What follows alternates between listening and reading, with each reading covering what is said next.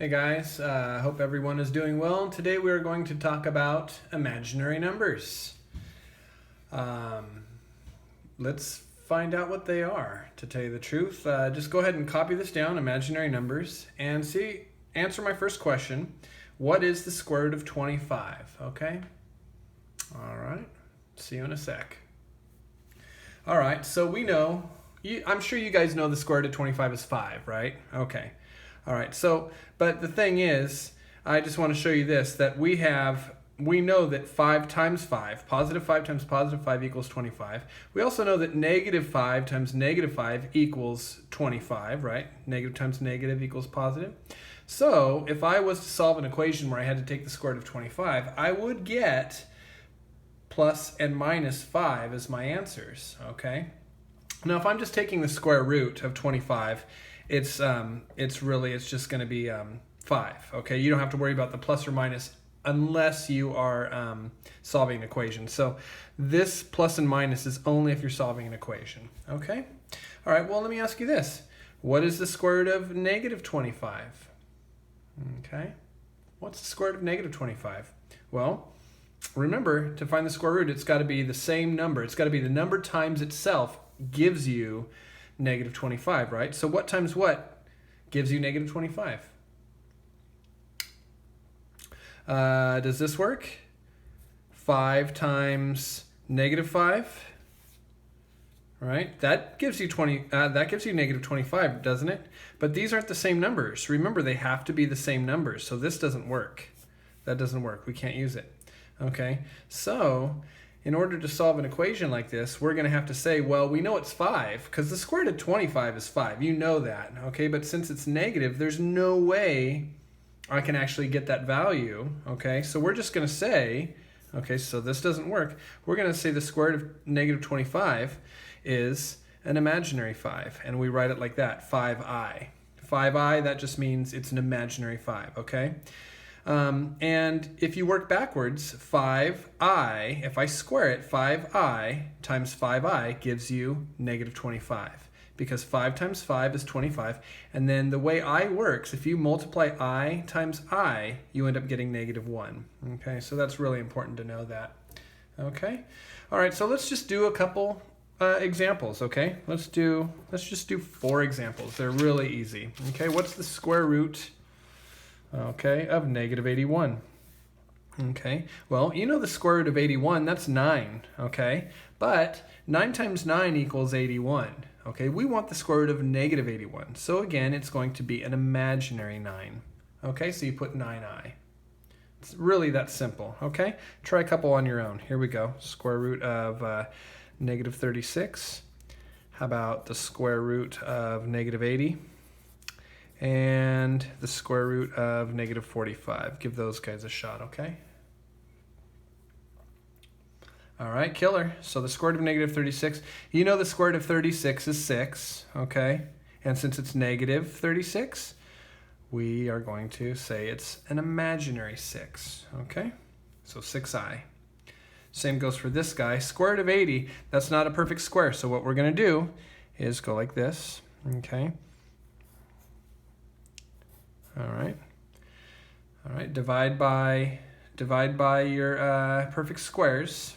Okay, I'll use my calculator. Turn it on, clear it. 80 divided by 64. Nope. 80 divided by 49. Nope. 80 divided by 36. Nope. 80 divided by 25. Nope. 80 divided by 16. Oh, that works. 5. Okay. So it's 16 times 5, right? So how I'm going to write it is negative 16 times 5, because it's a negative 80, so I'm going to put negative 16, okay, times 5. All right. And what's the square of negative 16?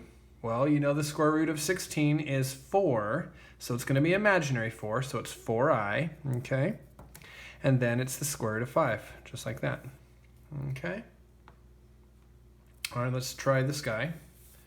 All right, so put your two square root signs, okay? Use your calculator, okay, clear. 45 divided by 36, 45 divided by 25, 45 divided by 16. 45 divided by 9. Hey, there it is. 9 times 5. So since it's negative 45, we're going to put negative 9 times 5. Okay, so negative 9 times 5. And what's the square root of negative 9? All right, 3i. Remember, the square root of 9 is 3. Since it's a negative 9, it's an imaginary 3. And we still have the square root of 5. Okay? All right, so let's try to solve some equations really quick. All right? Let's try to solve some of these. Here's an example. 13x squared plus 40 equals negative 116. All right, so what do we do first? That's right, subtract 40. Subtract 40, okay? And we get 13x squared equals, this is negative 156. All right, notice I'm not using the quadratic formula. Why not? Why am I not using the quadratic formula? Remember, you can always use the quadratic formula, okay? Always. But the reason I'm not this time is because I notice I only have the a term and the c term. If I'm missing the b term, the method that I'm using right now is the easiest, okay? So now divide 13 on both sides. Divide by 13, and x squared equals negative, I believe that's 12, negative 12. All right, now we'll take the square root on both sides. Don't forget your plus and minus, okay? So this becomes x equals plus or minus. Now let's do the square root of 12, so do your, or negative 12, so do your two square root signs, okay? And what perfect square goes in there? 4, right? So let's make it a negative 4. Negative 4 times 3, okay? And you know that that simplifies to what? Okay, so x equals plus or minus. The square root of 4 is 2, so the square root of negative 4 is imaginary 2, 2i, and square root of 3. All right, let's do one last example. See if you guys could do this on your own. 9x squared minus 30 equals negative 246. All right, here we go. Add 30 to both sides. And I get 9x squared equals negative 216. Okay. All right, and let's use our calculator.